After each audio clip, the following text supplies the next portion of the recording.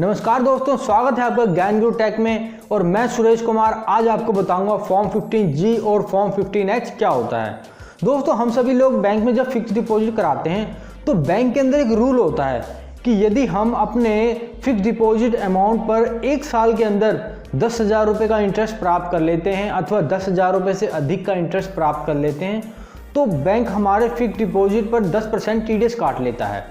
जिन लोगों के पास pan card होता है उन लोगों का 10% टीडीएस काटता है और जिन लोगों के पास पैन कार्ड नहीं होता है उन लोगों का 20% टीडीएस काट लेता है।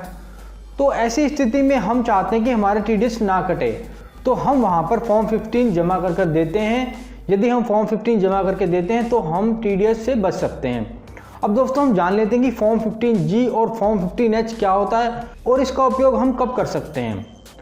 दोस्तों, इनकम टैक्स स्लैब के अनुसार यदि आपकी इनकम टैक्सेबल रेंज के अंदर नहीं आती है, आप इनकम टैक्स स्लैब देखेंगे तो उसमें आपको पता चलेगा यदि आप एक इंडिविजुअल पर्सन हैं और आपकी इनकम एक साल के अंदर 2.5 लाख रुपए अथवा 2.5 लाख रुपए से कम है तो आप सरकार को टैक्स देने के लिए जिम्मेदार नहीं हैं। ऐसी स्थिति में यदि आप बैंक में फॉर्म 15G जमा करके देते हैं तो आप टीडीएस से बच सकते हैं। फॉर्म 15G का मतलब ये होता है कि आप बैंक को अपने इनकम की जानकारी दे रहे हैं, बैंक को आप बता रहे हैं कि हम अभी टैक्सेबल रेंज में नहीं आते हैं। ऐसी स्थिति में बैंक आपका टीडीएस नहीं काटेगा। अब दोस्तों, हम जान लेते हैं फॉर्म 15H क्या होता है। दोस्तों, यदि आपकी आयु 60 वर्ष है तो आप फॉर्म 15H जमा करेंगे।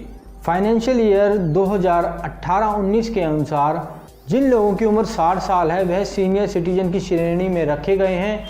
इन लोगों को 3 लाख रुपए तक आयकर सीमा से मुक्त रखा गया है। यदि इन लोगों की सालाना आय 3 लाख रुपए है तो यह टैक्स देने के लिए जिम्मेदार नहीं है। ऐसी स्थिति में यदि वह फिक्स डिपॉजिट कराते हैं तो वह फॉर्म 15 भरकर बैंक को दे सकते हैं। बैंक को यह पता चल जाएगा कि आपकी इनकम टैक्सेबल रेंज में नहीं है तो वह आपका फिक्स डिपॉजिट पर टीडीएस नहीं काटेगा।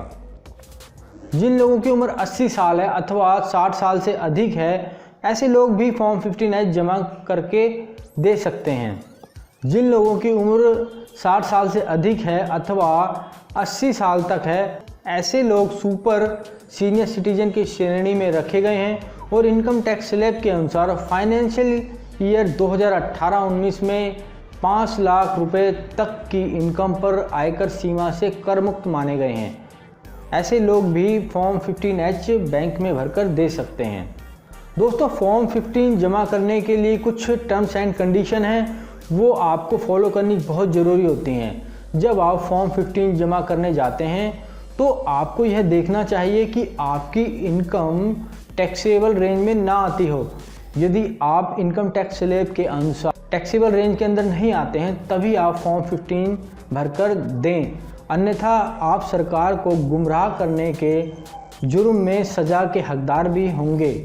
अंडर सेक्शन 277 के अंतर्गत यदि आप टैक्सेबल रेंज के अंदर आते हैं लेकिन फिर भी आप टैक्स से बचने के लिए फॉर्म 15 जमा करके बैंक में दे रहे हैं तो आपको सज़ा भी हो सकती है। इसलिए आप जब भी बैंक में फॉर्म 15 जमा करने जाएं तो पहले यह देख लें कि आप इनकम टैक्स स्लैब के अनुसार सरकार को टैक्स देने के लिए लायबल ना हो। आइए दोस्तों, अब हम एक एग्जांपल से समझते हैं। मान लीजिए आपकी इनकम 2.5 लाख रुपए है लेकिन आपने बैंक के अंदर एक FDR करवाया हुआ है जिस पर आपको 1 लाख रुपए का इंटरेस्ट प्राप्त हो जाता है। आपकी इनकम 2.5 लाख रुपए है, 1 लाख रुपए आपको इंटरेस्ट प्राप्त हो गया, आपकी इनकम 3.5 लाख रुपए हो गई। लेकिन आप सेक्शन 80C के अंतर्गत LIC और एजुकेशन फीस की 1 लाख रुपए तक डिडक्शन दिखा देते हैं जिससे आपकी इनकम 2.5 लाख रुपए हो जाती है और आप सरकार को टैक्स देने से बच जाते हैं। तो भी आप ऐसी स्थिति में फॉर्म 15G बैंक में भरकर नहीं दे सकते हैं क्योंकि सरकार के अनुसार आपकी इनकम डायरेक्ट और इनडायरेक्ट सोर्सों से हर प्रकार से टैक्सेबल रेंज से मुक्त होनी चाहिए। यदि आप टैक्सेबल रेंज के अंतर्गत आते हैं तो आप फॉर्म 15 जमा करके नहीं दे सकते हैं। यही कंडीशन सीनियर सिटीजन पर भी लागू होती है और यही कंडीशन सुपर सीनियर सिटीजन पर भी लागू होती है। आपकी इनकम हर प्रकार से इनकम टैक्स स्लैब के अनुसार आयकर से कर मुक्त होनी चाहिए, तब ही आप फॉर्म 15 का उपयोग कर सकते हैं। आशा करता हूं आपको फॉर्म 15G और फॉर्म 15H के बारे में पता चल गया होगा कि हम इसका उपयोग कब कर सकते हैं। दोस्तों, वीडियो अच्छा लगा हो तो वीडियो को लाइक ज़रूर करना, और अगर आप चाहते हैं आपको ऐसी जानकारी मिलती रहे तो इस चैनल को अभी सब्सक्राइब कर लें, ताकि मैं जो भी वीडियो बनाऊं आपके पास में पहुंचती रहे।